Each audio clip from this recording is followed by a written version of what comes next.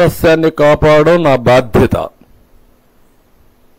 రెండోది, నేను నచ్చిన దేవుడికి పూజ చేసుకోవడం నా కర్తవ్యం.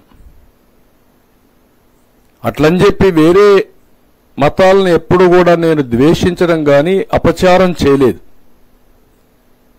ఒకసారి చర్చిలపైన దాడులు జరిగితే నేనే ఇన్వెస్టిగేషన్కి వెళ్ళాను.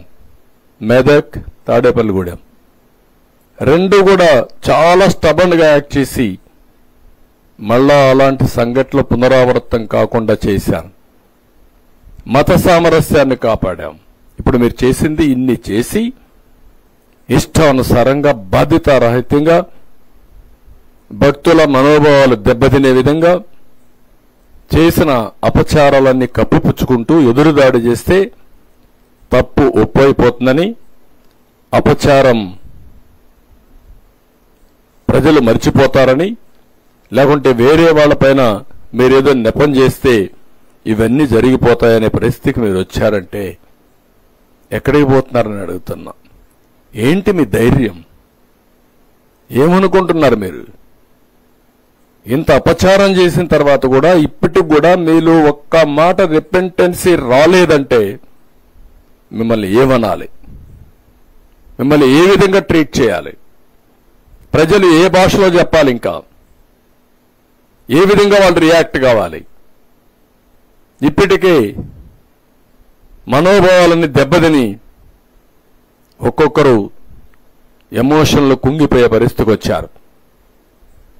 నిన్న పవన్ కళ్యాణ్ గారు కూడా ఈరోజు ఏది జరిగిన అపచారానికి ఆయన ప్రాయశ్చిత్త యజ్ఞం చేసే పరిస్థితికి వచ్చాడు. ఎవరి పాటికి వాళ్ళు ఏంటి జరిగింది, ఏంటి అన్యాయం అంటే మళ్ళా నువ్వు ఎక్కిలు చేస్తున్నావు అంటే నీకు ఎవడిచ్చాడు ఈ అధికారం ఈ రాష్ట్రంలో? అసలు మీద మనిషి పుట్టుకని అడుగుతున్నా. మీ ప్రవర్తన చూస్తే ఏదన్నా లెక్కలేదా మీకు? ఏదంటే చేస్తారా? ఏదంటే చేస్తే మేము సపోర్ట్ చేయాలన్నా మిమ్మల్ని? నేను ఎన్నోసార్లు మీకు కూడా చెప్పాను, ప్రజలకందరికీ చెప్పాను, ఎన్నోసార్లు చెప్పాను.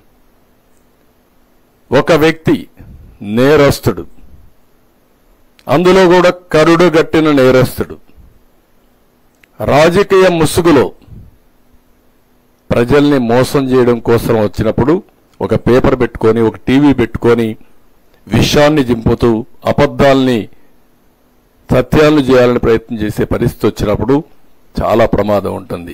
అందుకే నేను ఎస్కోబార్ కూడా చెప్పా ఏం చేశాడని. కానీ ఈరోజు మనం చూస్తే ఇక్కడికి వచ్చినప్పుడు ఈరోజు మళ్ళా ఇతని ధైర్యం నాకు అర్థం కాలేదు. మీరు కూడా చూసుంటారు, ఒక లెటర్ రాశాడు పీఎంకి. ఎన్ని గట్స్ ఉండాలండి మీకు? మొత్తం దేశమంతా ప్రపంచమంతా హిందువులు కుతకుతలాడుతా ఉంటే ఇంకా నువ్వు అబద్ధాలతో అసత్యాలతో లెటర్ రాసి ఎదురుదాడి చేసే పరిస్థితికి వచ్చావంటే ఎవడిచ్చాడు నీకు ఈ అధికారం? ఏమనుకుంటున్నారు మీరు? అందుకే ఇక్కడ చూస్తే ఏమంటాడు ఇక్కడ, ఎవడైనా సరే ఒక ముఖ్యమంత్రిగా, the board of trustees consist of strong devotees of eminence from the divorce background and those recommended by union ministers and chief ministers of other states as well. This has been the practice for several decades. It is noteworthy that some of the current members of the TTD board are also affiliated to the BJP as well. Board members ఏం చేస్తారండి? ఎవరినేసావు నువ్వు ఈవోని? ఏ service అయినా ఎక్కడి నుంచి వచ్చాడు? మీరందరూ ఒకటి గుర్తుపెట్టుకోవాలి, వెంకటేశ్వర స్వామి దగ్గర హిందూ సాంప్రదాయ ప్రకారం ఇంట్లో ఎవరైనా చనిపోతే 1 year వెళ్ళం. అది అపచారం. మా తండ్రి చనిపోయాడు, నేను సీఎంగా ఉన్నా, వెళ్ళలేదు 1 year. నేను బ్రహ్మోత్సవానికి కూడా పోయినట్లేదు ఆ సంవత్సరం. దట్ ఈజ్ మై ఆచారం. కొడుకు చనిపోతే 12వ రోజు వస్తావా నువ్వు? అపవిత్రం కాదా? నీకు కాకపోవచ్చు, దేవునికి. అది ఒక ఆచారం.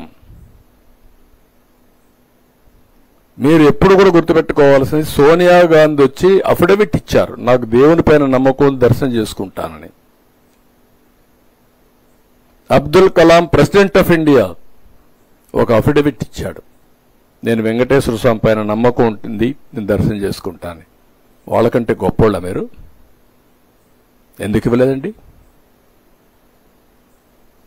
ప్రతి ఒక్క దేవాలయానికి కొన్ని ఇవి ఉంటాయి, సాంప్రదాయాలు ఉంటాయి, కొన్ని ట్రెడిషన్స్, ఆచారాలు ఉంటాయి.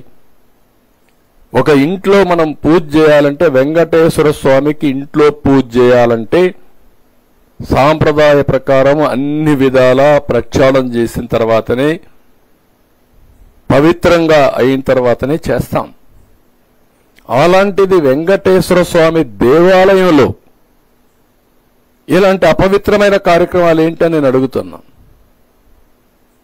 ఇలాంటి అపవిత్రమైన కార్యక్రమాలు చేసి మళ్ళా ఎదురుదాడి, ఎవరైతే టీటీడీ ఈఓ మాట్లాడుతున్నాడు, X EO, TTD board chairman, ఒక పక్క ఆయన భార్య బైబిల్ పట్టుకొని తిరుగుతూ ఉంటుంది, ఎక్కడ చూసినా ఫోటోలు వస్తున్నాయి.